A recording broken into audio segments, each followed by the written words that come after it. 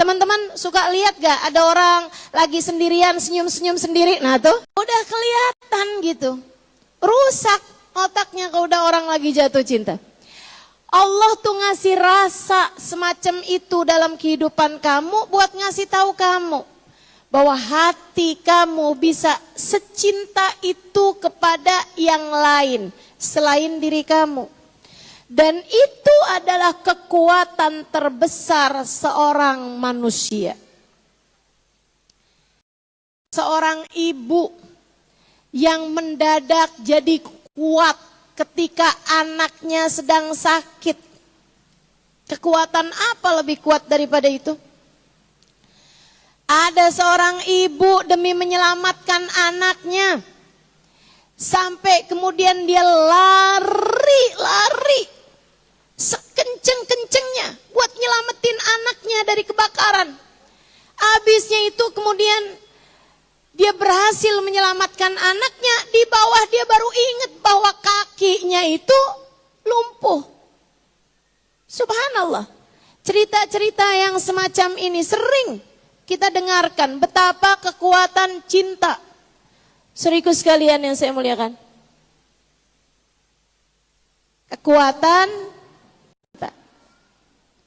Kekuatan terbesar yang dimiliki seorang manusia. Kalau kamu bilang, nih ya, saya kasih tahu. Ustazah, saya kok gak pernah Ustazah jatuh cinta sama orang. Saya gak pernah loh Ustazah. Seumur hidup saya nih Ustazah, saya sekarang umurnya 40-an tahun.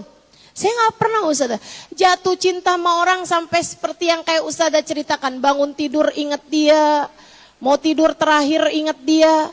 Saya biasa-biasa aja sama siapapun, sama anak saya, sama suami saya, sama ibu saya biasa-biasa aja Ustazah. Gak ada yang cukup untuk membuat galau hati saya. Saudariku sekalian, tangisilah hatimu. Kalau kamu nggak pernah punya rasa semacam itu, tangisilah hatimu nggak normal. Kenapa hati saya nggak normal Ustazah? Karena hati kamu terlalu penuh dengan mencintai dirimu sendiri sehingga tidak punya cukup sela untuk mencintai yang lain. Dan itu adalah karakternya iblis. Dan itu adalah karakternya setan. Gak bisa cinta sama yang lain, gak ngerti. Terlalu cinta sama diri sendiri. Hingga hatinya penuh dengan keegoisan diri sendiri, tidak bisa mencintai yang lain. Baik sekalian, Allah ajarin hati kita cinta. Ketika kamu merasakan cinta kepada yang lain selain diri kamu, tuh Allah lagi ngajarin hati kamu buat punya rasa. Kemudian Allah ajarkan hati kamu patah hati. Betul? Gimana rasanya? Sakit. Dia yang saya cintai mengkhianati cinta saya. Saya kira saya adalah satu-satunya. Ternyata saya hanyalah salah satunya.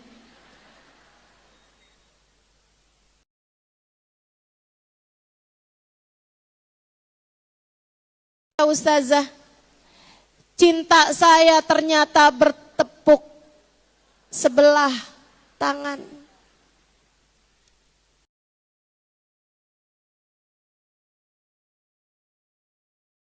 Tapi dia meninggalkan saya begitu saja.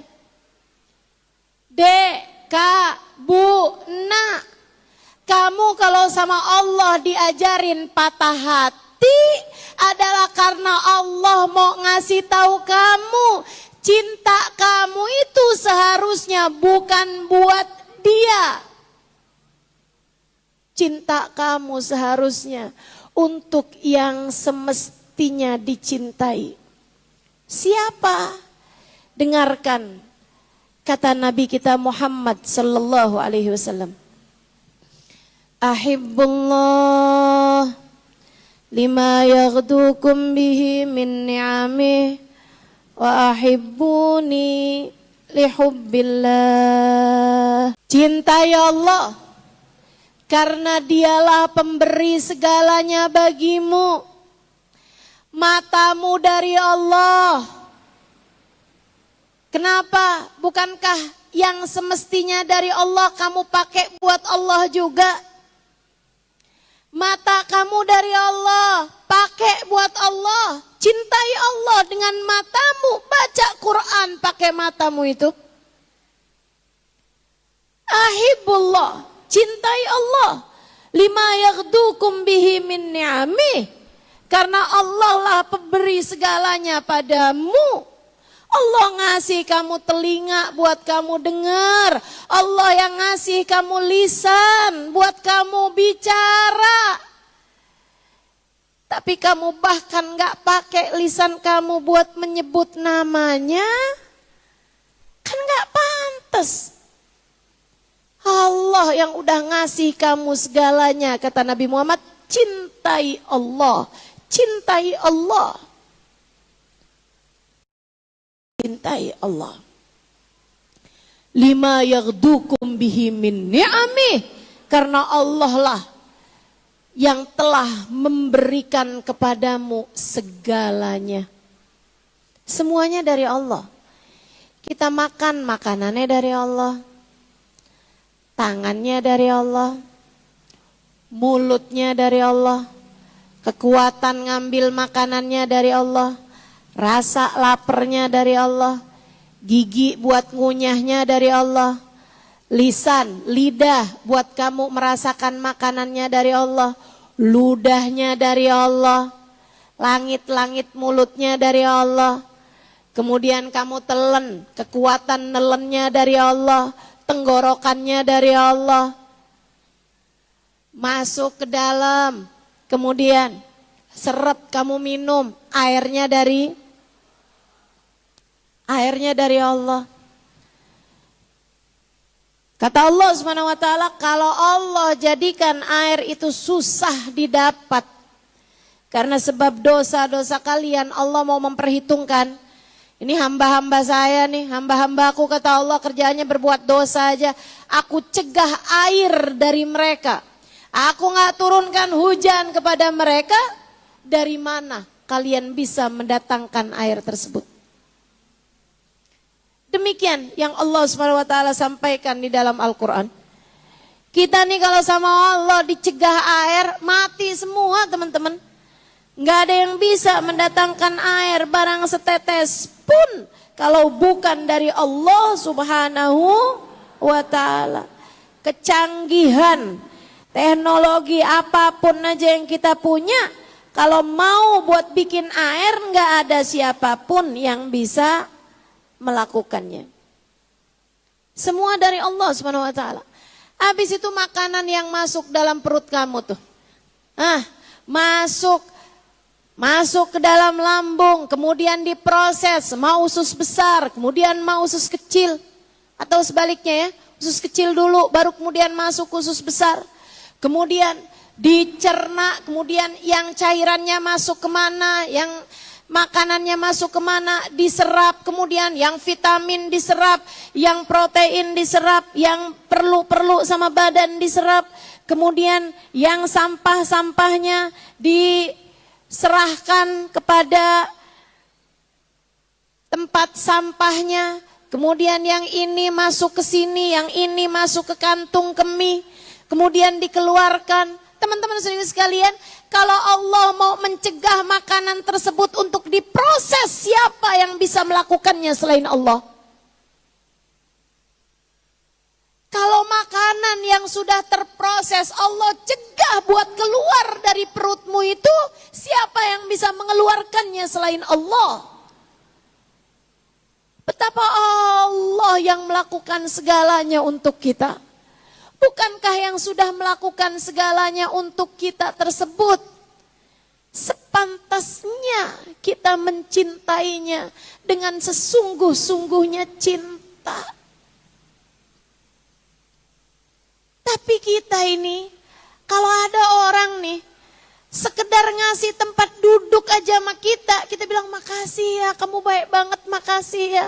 Allah ngasih kamu kehidupan, berapa banyak kamu berterima kasih kepadanya.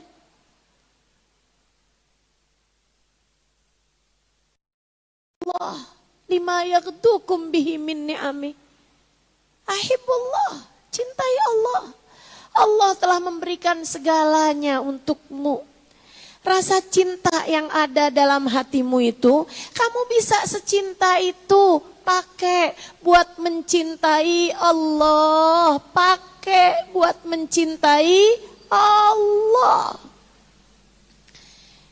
Dikasih segala-gala, lupa sama Allah. Giliran dikasih sakit, ya Allah, dosa apa saya?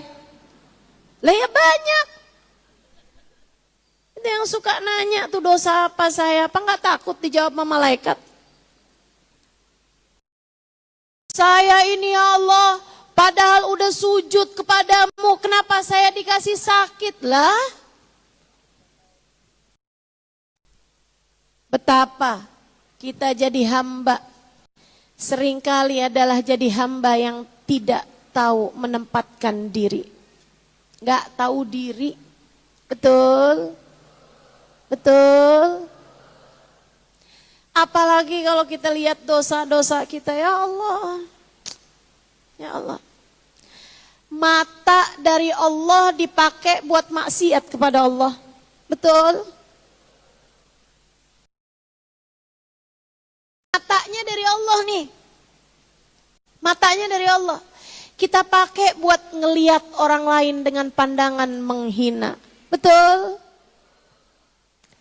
Siapa yang matanya sering dipakai buat begitu? Saya. Kita nih kan. Itu teman-teman, kalau kamu mau tahu nih pengibaratannya. Kayak gini loh. Kayak kamu ngasih anak kamu sepatu. Kamu kasihin nih anak kamu sepatu. Ini nak sepatunya. Anak kamu begitu buka, sepatu ini, apaan? Dipakai buat mukul kamu sepatunya. Kayak apa tuh kira-kira?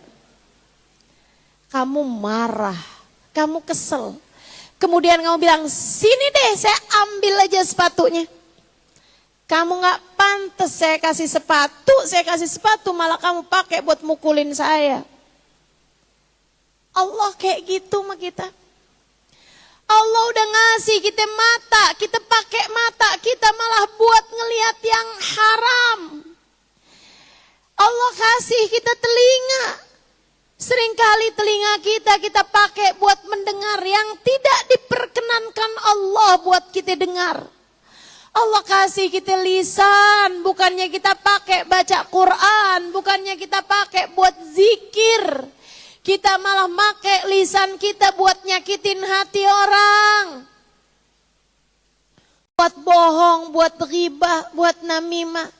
Tuh kayak kita dikasih sepatu, kita pakai sepatunya buat mukulin yang ngasih kita sepatu. Yang ada adalah diambil balik sepatunya, kita jadinya gak punya sepatu. Makanya bener banget kalau Allah bilang, la in syakartum la azidannakum wa la in kafartum inna adzabi lasyadid. Siapa yang mensyukuri nikmat, bakal aku tambahin kenikmatan tersebut. Siapa yang mengingkarinya artinya dipakai kenikmatan tersebut malah justru jadi sarana dosa. Inna adzabi lasyadid. Sesungguhnya adabku teramat sangat pedih, dan awal adab tersebut adalah dicabutnya kenikmatan itu dari kita. Kalau kamu sampai dengan sekarang, atau biar kamu gak tersinggungan, saya bilang kalau saya, sesudah Allah kasih saya mata saya sering berbuat dosa dan sampai sekarang masih bisa lihat juga. Bukan karena saya masih berhak untuk punya mata, tapi karena Allah yang masih begitu baik, membiarkan saya masih bisa melihat juga. Kamu juga begitu. Berapa banyak kamu berbuat dosa dengan anggota tubuhmu?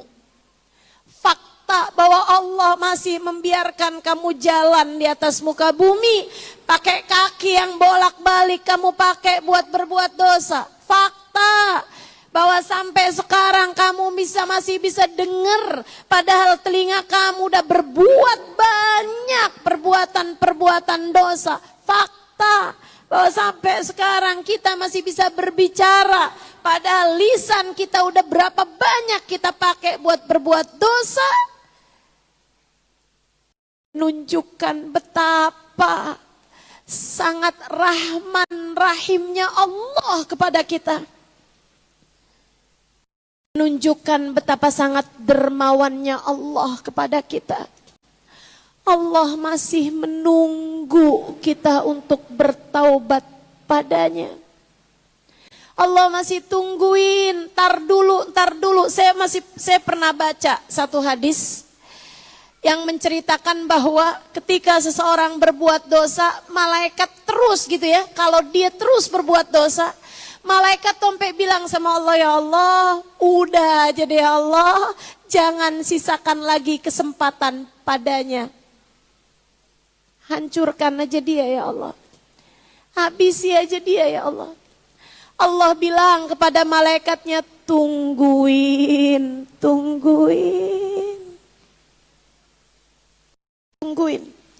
Siapa tahu abis ini dia puter balik, tungguin. Siapa tahu habis ini dia kembali kepadaku. Hambaku lagi kabur dariku, tapi tungguin. Siapa tahu habis ini dia balik padaku. Kamu punya anak kabur dari rumah, minggat dari rumah. Kadang-kadang saudara-saudaranya pada bilang, udah aja deh ma, anak mama kan 10 hilang 1 gak apa-apa ma. Dia emang gak tahu diuntung mah. Udah aja deh mah, coret dari kakak mah, gak usah kasih warisan. Udah aja mah, kehilangan anak 1 gak apa-apa kali mah. Lagian dia juga kayak begitu mah, punya anak kayak begituan, apa untungnya juga buat mama. Kita nih mah, bakti sama mama, udah mama gak usah pikirin dia. Mama sama kita aja, kurang lebih begitu para malaikat-malaikatnya Allah terhadap kita hamba-hambanya yang bolak-balik kerjain dosa, gak selesai-selesai juga. Kata malaikat, ya Allah, bukankah engkau punya hamba-hamba macam kami ini yang tidak pernah berbuat dosa padamu? Putuskan saja ia darimu ya Allah. Tinggalkan saja dia ya Allah. Hancurkan saja dia ya Allah. Enggak ada ruginya juga bagimu ya Allah. Dan Allah masih berkata, tunggulah. Dia mungkin akan kembali kepadaku. Masih diberinya kesempatan kamu.